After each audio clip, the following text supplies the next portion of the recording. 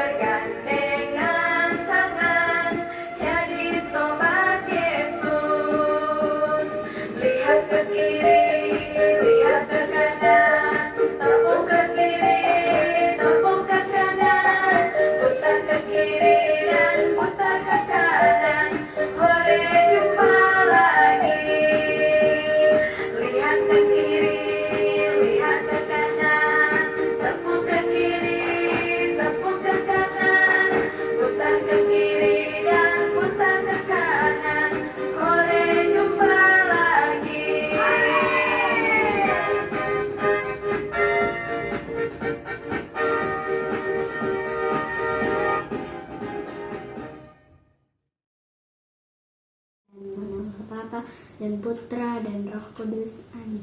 Allah Bapa yang Maha Baik, syukur dan terima kasih karena Engkau telah memberikan Yesus Putramu sebagai teladan bagi hidup kami. Bantulah kami agar dapat melakukan kehendak-Mu dengan menjadi pengikut Yesus yang setia. Demi Yesus Kristus Tuhan dan Juru Selamat kami. Amin. Dalam nama Bapa dan Putra dan Roh Kudus. Halo adik-adik. Sekarang kita masuk pada kegiatan membaca kitab suci. Kakak sudah siapkan kitab suci kakak.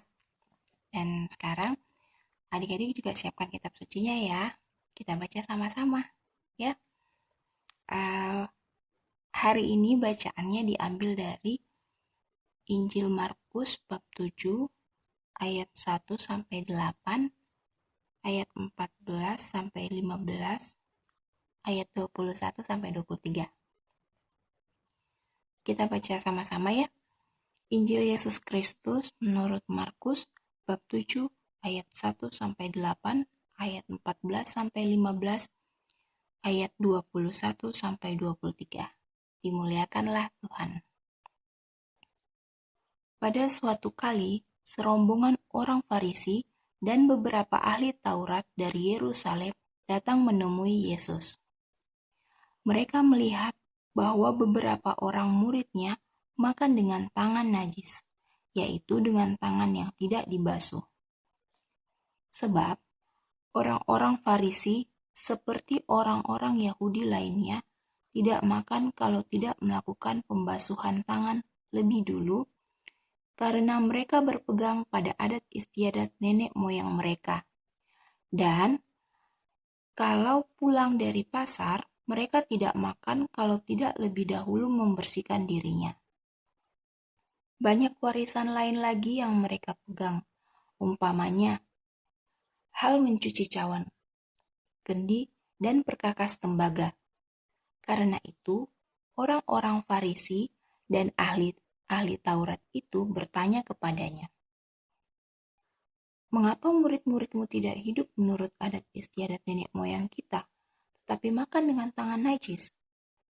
Jawabnya kepada mereka, "Benarlah nubuat Yesaya tentang kamu, hai orang-orang munafik.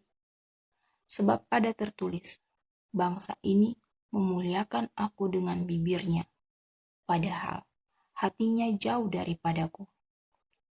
Percuma mereka beribadah kepadaku, sedangkan ajaran yang mereka ajarkan ialah perintah manusia. Perintah Allah kamu abaikan untuk berpegang pada adat istiadat manusia." Lalu Yesus memanggil lagi orang banyak dan berkata kepada mereka, "Kamu semua, dengarlah kepadaku dan camkanlah. Apapun dari luar yang masuk ke dalam seseorang tidak dapat menajiskannya. Tetapi apa yang keluar dari seseorang, itulah yang menajiskannya. Sebab dari dalam hati orang timbul segala pikiran jahat, percabulan, pencurian, pembunuhan, persinahan, keserakahan, kejahatan, kelicikan, hawa nafsu, iri hati, hujat, kesombongan, kebebalan. Semua hal-hal jahat ini timbul dari dalam dan menajiskan orang. Demikianlah Injil Tuhan. Terpujilah Kristus.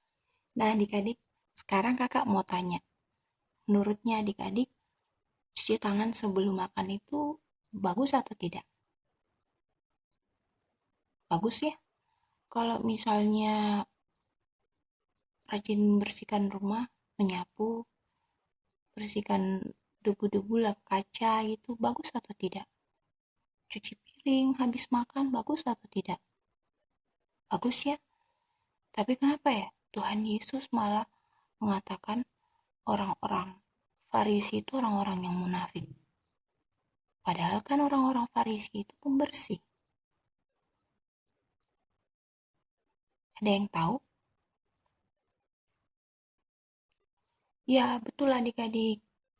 Jadi Tuhan Yesus mengatakan bahwa orang-orang Farisi itu orang-orang yang munafik karena mereka hanya melakukan sesuatu yang kelihatan sama manusia, yang dibuat manusia, ya, dan bertujuan supaya dipuji manusia lain, supaya dikatakan, "Wih, tahu wah bersihnya, iya tahu wah memang ini pantasan dia jarang sakit dia karena rajin kita wah membersihkan dirinya." Nah, Tuhan Yesus mengatakan mereka munafik karena itu mereka lebih memilih untuk membersihkan dirinya dari luar daripada membersihkan dirinya dari dalam. Bagaimana caranya kita membersihkan diri dari dalam, Kakak Odi? Cara membersihkan diri dari dalam itu, kalau misalnya ada teman yang punya sepeda baru atau HP baru, kita jadi pengen, kita jadi mau punya juga, sampai-sampai kita paksa mama sama bapak untuk beli. Nah, itu kan sesuatu yang jahat, itu sesuatu yang kotor yang mengotori hati kita. Dan Tuhan Yesus tidak mau tidak mau anaknya kayak gitu, tidak mau murid-muridnya kayak orang-orang Farisi. Tuhan Yesus mau kita itu benar-benar melakukan perbuatan yang baik, perbuatan yang benar gitu. Tuhan Yesus mau hati kita itu benar-benar bersih, bukan cuma kita menjaga kebersihan baju kita, kebersihan sepatu, kebersihan gigi, kebersihan badan, tapi Tuhan Yesus juga mau kita menjaga kebersihan hati, kebersihan pikiran. Maka dari itu adik-adik, pada kesempatan kali ini Tuhan Yesus kan sedang mengajarkan kita untuk membersihkan hati, pikiran kita terlebih dahulu. Nah, kita belajar yuk sama-sama. Ayo kita belajar sama-sama untuk membersihkan hati, pikiran, dan perkataan kita. Bagaimana caranya membersihkan perkataan Kakak Odi? Caranya dengan berkata yang benar, bukan berkata yang bohong. Dengan berkata yang jujur. Kalau misalnya besok hari Senin, Bu Guru tanya, siapa yang kemarin ikut pendampingan sekami melalui YouTube? Kalau memang tidak ikut, katakan, saya tidak ikut Bu Guru. Jelaskan alasannya kalau diminta. Itu. Atau kalau misalnya mama tanya, Adek sudah kerjakan tugas. Padahal kamu belum kerjakan tugas. Karena asik main game. Bilang, sudah disubmit ke Bu Guru. Sudah. Tahu-taunya mama dapat WA dari Bu Guru, maaf Bu, tugasnya adik belum masuk. Itu kan bohong. Berarti perkataan kita tidak bersih, kotor. Karena kita mengatakan hal yang tidak benar. Terus kalau membersihkan perbuatan Kakak Odi, membersihkan perbuatan dengan cara melakukan hal yang benar.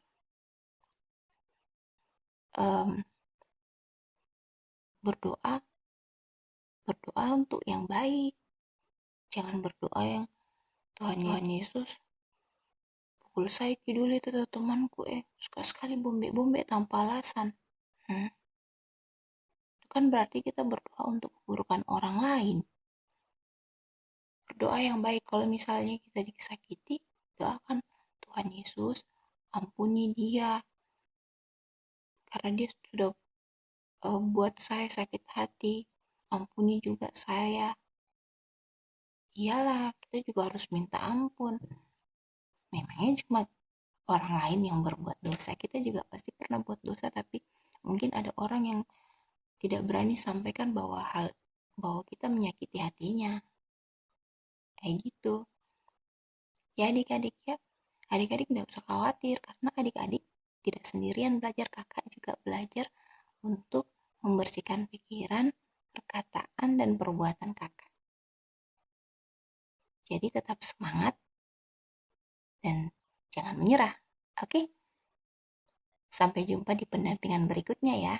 Sekarang kita persiapkan diri untuk kegiatan selanjutnya. Dadah!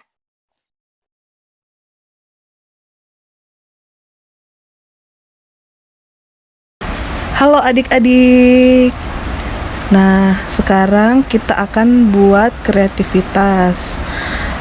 Nah, yang pertama kita siapkan kertas karton putih, karton merah, lem kertas, pulpen, dan gunting. Ya, kemudian kita ambil karton putihnya, kita lipat dua seperti ini ya adik-adik ya. Lipatnya yang rapi.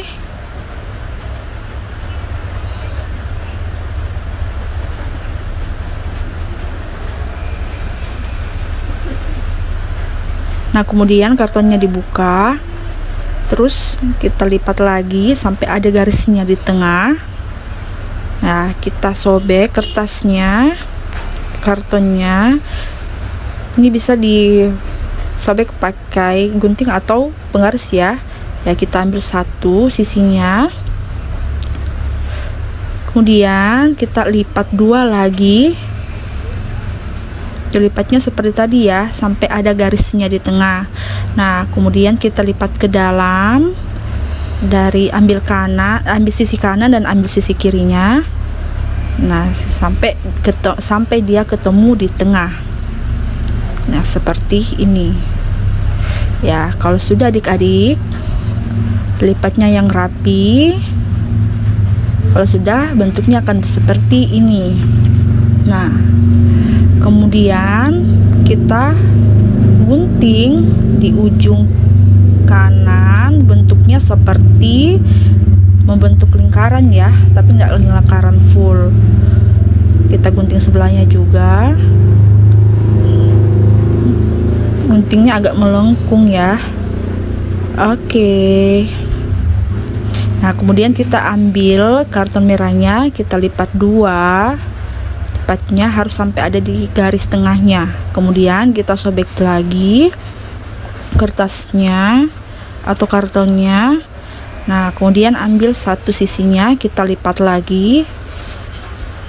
Lipatannya harus rapi juga ya adik-adik ya. Nah, kemudian kita ambil pulpen, kita gambar tengah hati ya, gambarnya seperti ini.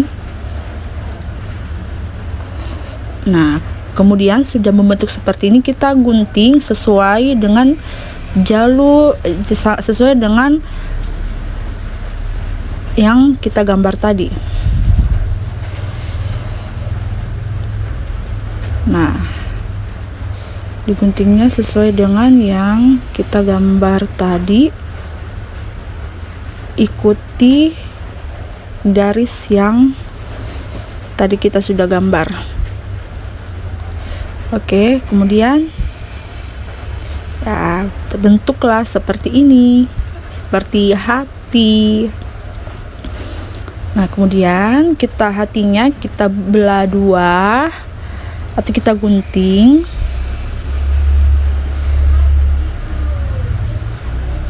Nah, seperti ini. Lalu kita lem, pakai lem ini ya adik-adik.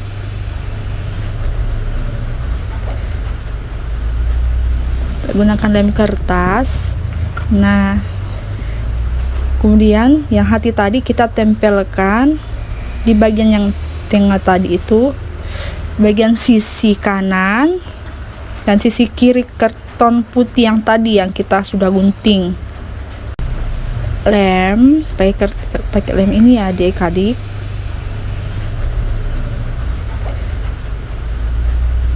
Gunakan lem kertas. Nah, adik-adik di tengah sini yang di karton putih ini, adik-adik bisa menuliskan contoh sikap menjadi orang Katolik yang benar. Nah, contohnya seperti ini adik-adik yang kakak bikin. Oke deh, sekian dulu perkaryanya. Selamat hari Minggu, Tuhan Yesus memberkati.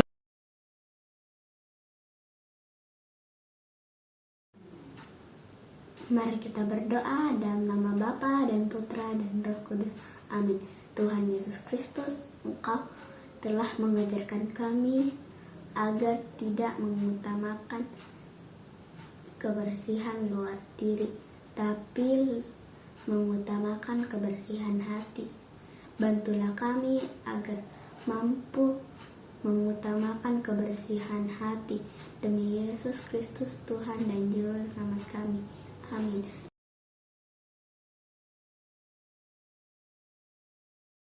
Nah, adik-adik, sekarang mari kita menyiapkan hati kita untuk menerima berkat dari Tuhan. Mari kita bersiap. Tuhan sertamu, kita sekalian, adik-adik sekalian yang ada di rumah, dan juga keluarga serta orang-orang yang kita sayangi dan menyayangi kita, dilindungi, dibimbing, dan diberkati oleh Allah yang Maha Kuasa, dalam nama Bapa dan Putra dan Roh Kudus. Amin.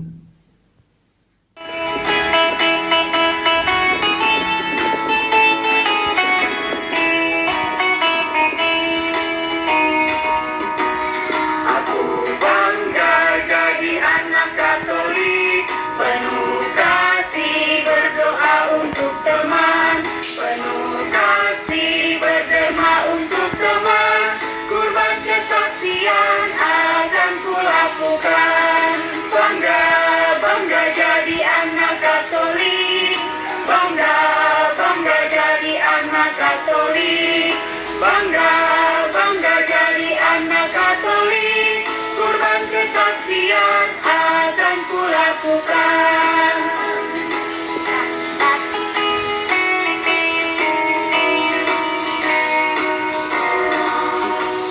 Aku bangga jadi anak Katolik, penuh kasih berdoa untuk teman, penuh kasih berdoa untuk teman, kurban kesaksian akan kulakukan.